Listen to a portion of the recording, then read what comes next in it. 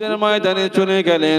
যুদ্ধের ময়দানে গিয়ে কাফেরদের তীরখানা হযরত আলী কাররামাল্লাহু ওয়াজহুর পায়ে লেগে গেছে। ও নওজোয়ান যুবকেরা, আব্বারা, তরুণেরা, ও মেদিনীপুরের নবী দিবানারা, শুনে রেখে দেন, জেনে রেখে দেন, আল্লাহ নবী সহ সাহাবীরা পায়ের তীরটা ধরে টানতে লাগে।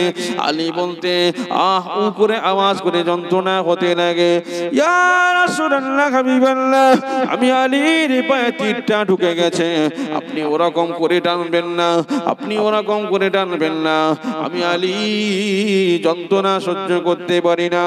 ও নওজোয়ান যুবকেরা, আব্বারা, তরুণেরা, ওই সময় আমার আপনার নবী বলতে লাগলেন, এ আমার সাহাবীরা, শোনো শোনো, চিন্তা করার দরকার নাই। আমার জামাতা, আমার সাহাবী আলী কি করেছে? যুদ্ধের ময়দানে গিয়ে তীরটা লেগেছে, তীরের যন্ত্রণা সহ্য করতে পারে না, তীরটাকে তুলতে দেয় না, হাত দিতে দেয় না। তবে আমার জামাতা যখনই নামাজরত হয়ে যাবে, নামাজে দাঁড়িয়ে যাবে, তোমরা তখন নামাজরত হওয়ার কারণে তীরটাকে টেনে বার করে নেবে। জোরে বলে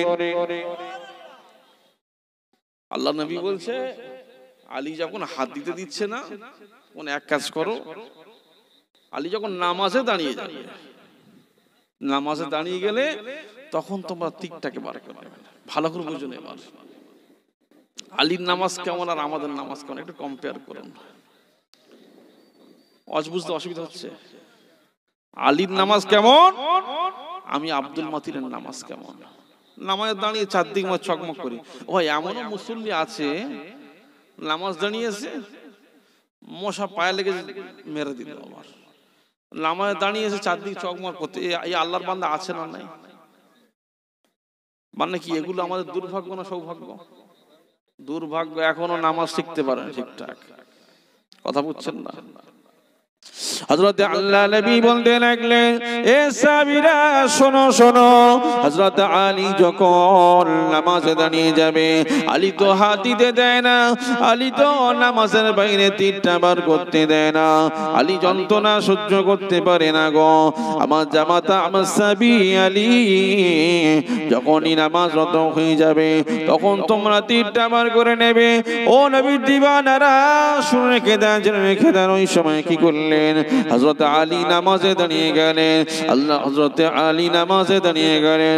আলী নামাজে দাঁড়িয়ে গিয়েছে, ওই সময় একজন সাহাবীকে আল্লাহ নবী বলেছিল, ও আমার সাহাবী, শোনো শোনো, আলী যখন নামাজে রত হয়ে যাবে, তখন তুমি তীরটা বার করে নেবে।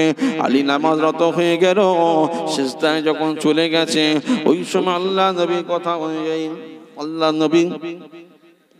কথা অনুযায়ী হযরতে আলীকে পায়ে থেকে তীরটাকে টেনে টেনে বার করতে লাগে।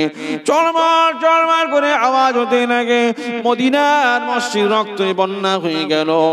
আলী টের পেল না, আলী রুকু থেকে চলে গেল, সিজদারত হয়ে গেল, নামাজটা শেষ করে দিল, তীরটা বার হয়ে গেল। আলী যখন আল্লাহ নবী বলতে লাগলেন, এ আলী, তোমার তীরটা কোথায়?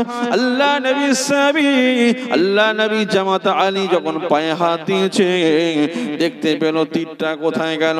আল্লাহ নবী বলতে লাগলেন, আলী শোনো শোনো শোনো শোনো, তুমি নামাজের বাইরে তীরটা বার করতে দাও না। তুমি যখন নামাজে চলে গিয়েছিলে, আল্লাহর সঙ্গে তোমার কানেকশন চলছিল, আল্লাহর সঙ্গে তোমার দিদার চলছিল, তখন আমার অমুক সাহাবী তোমার পায়ে তীরটা টেনে বার করে নিয়েছে। আরো জোরে বলে সুবহানাল্লাহ। আল্লাহ নবী জামাত আলী বললেন, ইয়া রাসূলুল্লাহ, হাবিবাল্লাহ, হুজুর, আমি আলী টের পাই না, আমি আলী বুঝতে পারি না। ও নবী দিবানারা, শুনে রেখে দেন, জেনে রেখে দেন, আলীর নামাজটা কেমন ছিল। তীর টেনে টেনে বার করলো, আলী টের পেল না। আমি আপনি নামাজে দাঁড়িয়ে যাই, নানার কথা চিন্তা হয় না, না এটা কোনোদিন খুশুর নামাজ আদায় হতে পারে না। আমি আপনি এমন নামাজ আদায় করতে হবে, আলীর মতো, নবী সাহাবীদের মতো, রাসূলুল্লাহর মতো নামাজ আমাকে আপনাকে আদায় করতে হবে। যদি বলে সুবহানাল্লাহ, যদি ওরকম নামাজ আদায় করতে পারি, তাহলে দুনিয়া ও আখিরাত ধন্য হয়ে যাবে। যদি বলে সুবহানাল্লাহ।